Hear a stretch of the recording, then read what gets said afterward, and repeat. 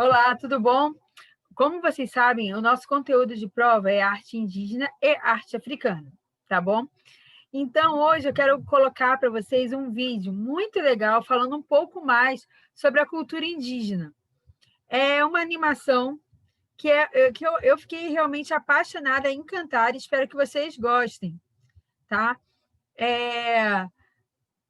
Observem algumas coisas que são muito diferentes da nossa cultura. Foi uma produção feita pela Prefeitura de Joinville, ok? Eu vou sair aqui para vocês curtirem todo esse conteúdo.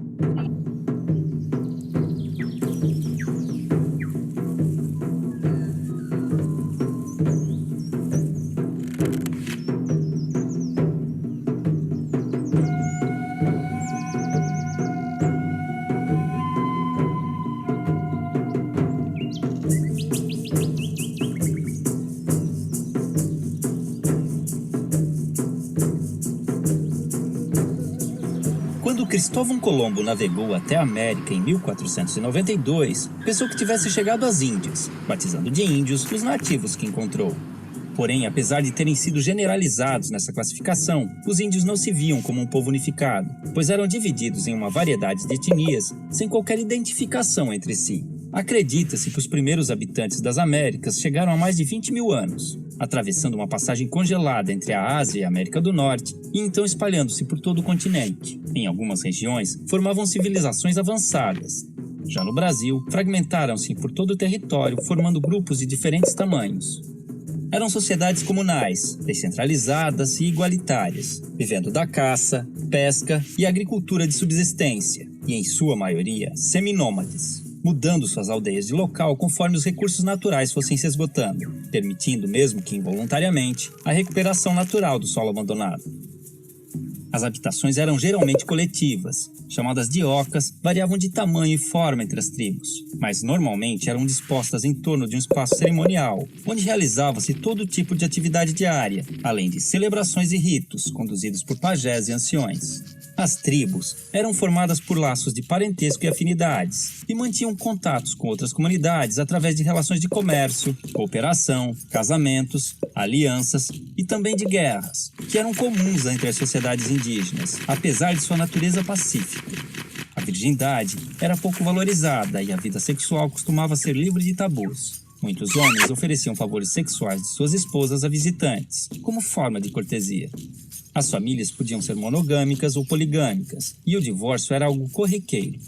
Os homens lidavam com a guerra, a caça, pesca e liderança tribal, além da construção da aldeia e o plantio, enquanto as mulheres cuidavam da colheita, do preparo de alimentos e da fabricação de utensílios e adornos. A educação das crianças era a tarefa de toda a tribo, e a autonomia era estimulada. Já os doentes e inválidos costumavam ser abandonados à própria sorte.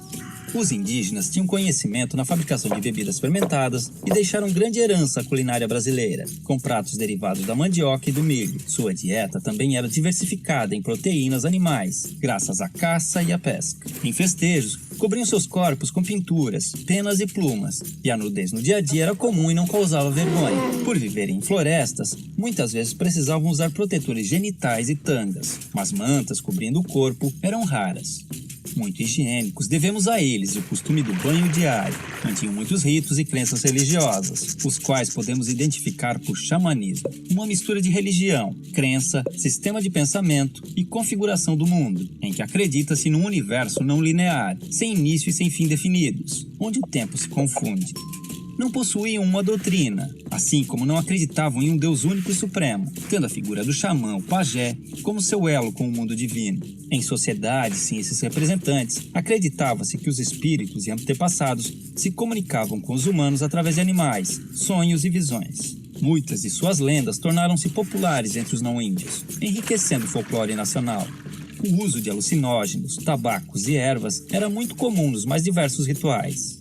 Orientados pelas fases da Lua e conhecimentos astronômicos, entendiam as relações entre as mudanças climáticas, nas quais baseavam seu plantio e colheita.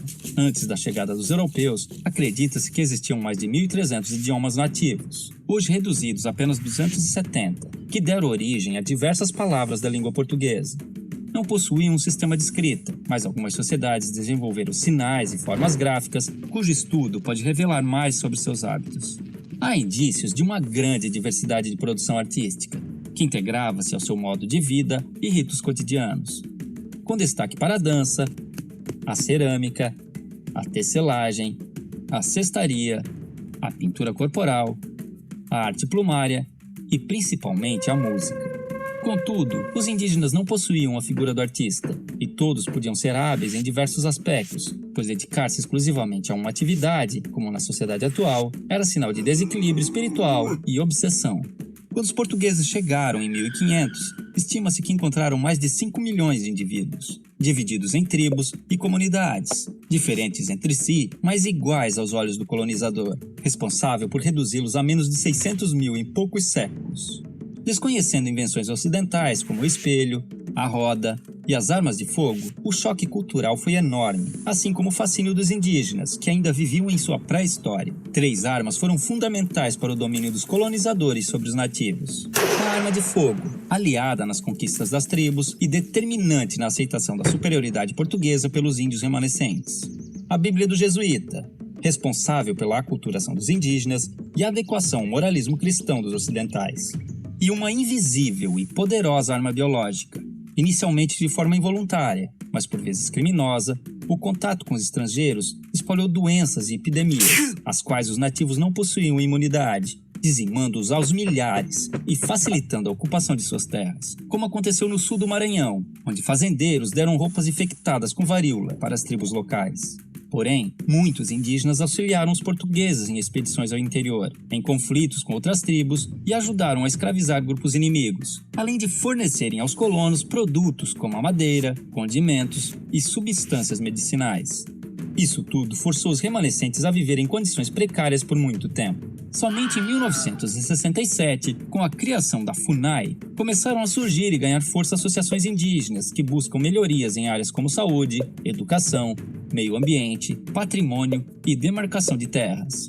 Em 1961, foi criada a primeira reserva indígena brasileira, o Parque do Xingu, representando um grande avanço nas conquistas desse povo. Há hoje no Brasil comunidades indígenas em todos os estados, e muitas lutam pela sobrevivência e manutenção de seus costumes e tradições, sendo constantemente ameaçadas pelo agronegócio, que busca expandir seu território, mesmo através de métodos irregulares. Muitos índios são mortos em conflitos ou expulsos de suas terras, acabando em situação de pobreza nas grandes cidades, vítimas de preconceito e violações de direitos humanos. Como se não bastasse, alguns povos começaram a sofrer novas influências de grupos religiosos neopentecostais, que, impondo conceitos como o pecado e a culpa, geraram conflitos internos, fazendo os índios verem no suicídio uma saída para seus problemas. Contudo, ainda existem tribos isoladas no mundo moderno, vivendo como seus ancestrais, principalmente na região amazônica. Outro caso interessante são grupos que vivem em cidades e reivindicam a condição de povo indígena, num processo conhecido como etnogênese, pois, de acordo com a antropologia,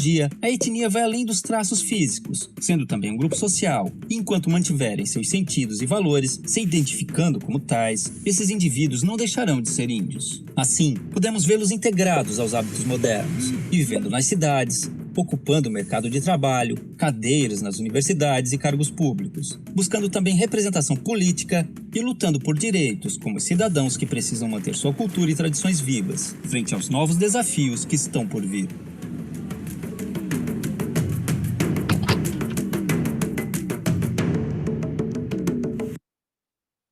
Então, o que vocês acharam? Eu acho a cultura indígena linda, gente, de verdade. E o que eu acho mais legal é que não existe certo e errado, né? É apenas algo diferente da nossa e que merece respeito, merece consideração e merece que a gente cuide, né, da história e do patrimônio. Enfim, hoje não tem atividade, tá? A gente já começou a falar do nosso conteúdo de prova, porém, hoje, dia 16, preciso que quem ainda não enviou a sua T1, envie, tá joia? Até às 5 horas da tarde eu estou recebendo. Então, não dá mole não, faz aí sua atividade e envia para mim, tá? E quem já enviou, muito obrigada. Um beijo, fica com Deus, a gente vai se falando, tá? Tchau, tchau.